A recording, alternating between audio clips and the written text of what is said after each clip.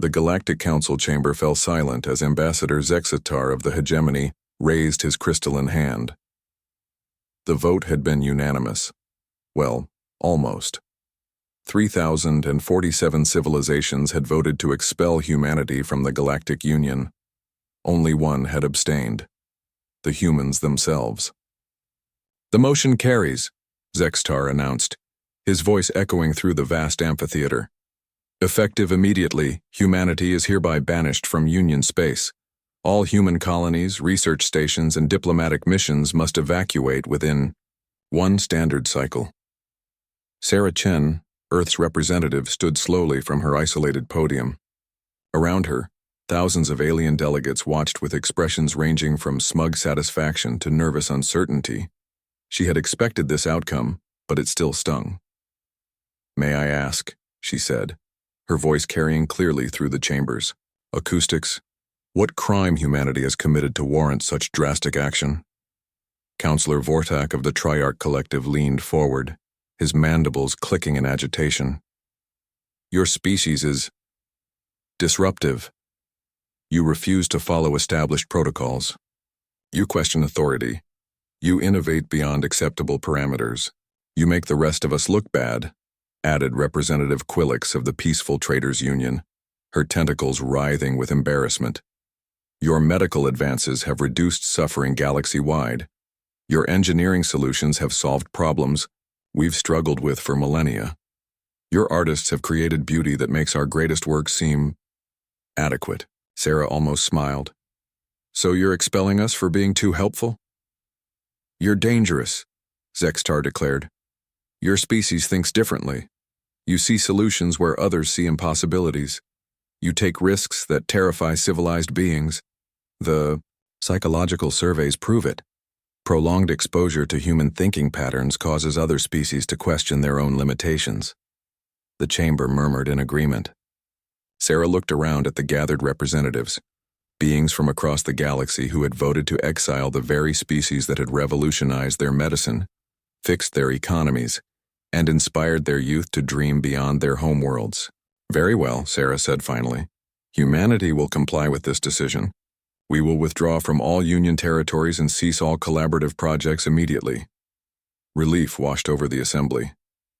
Finally, they could return to their comfortable, predictable existence. 6 months later, the first cracks began to show.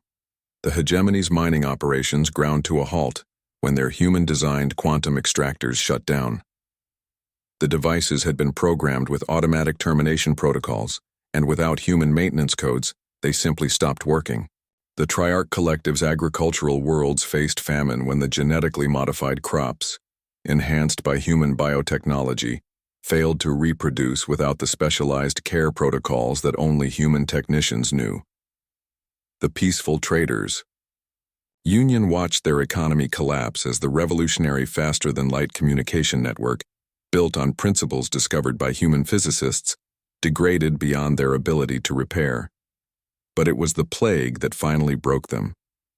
A virulent pathogen swept through the core worlds, something that had never been seen before. It affected 17 different species simultaneously, adapting faster than conventional medicine could respond. Within weeks, billions were infected. The Union's greatest medical minds were baffled. Their computers ran endless simulations that yielded nothing. Their research yielded only dead ends. Then someone remembered that humans had faced similar adaptive pathogens on Earth. Diseases that evolved, that fought back, that couldn't be defeated by traditional means. And humans had developed something the rest of the galaxy considered reckless. Evolutionary medicine. Treatment that adapted alongside the disease.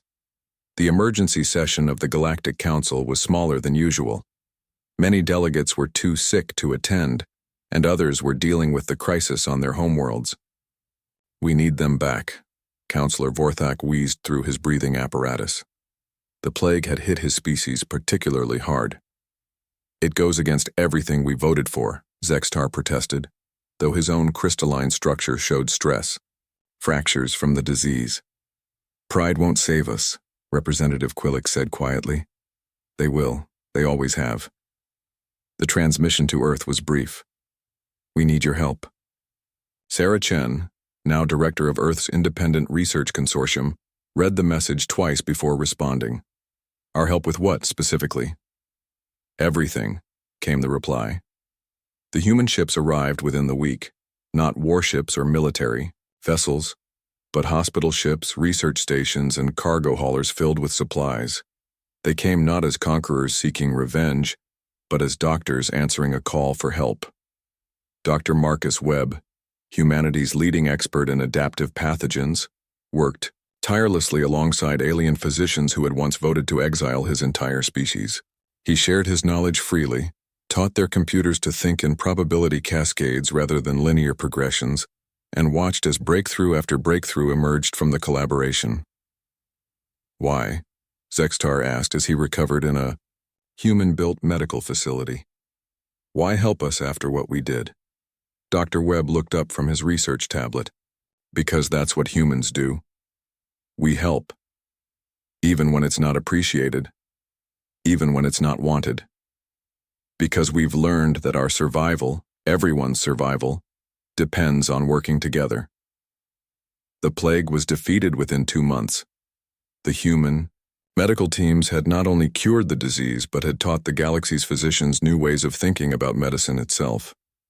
The economic systems were rebuilt, stronger than before.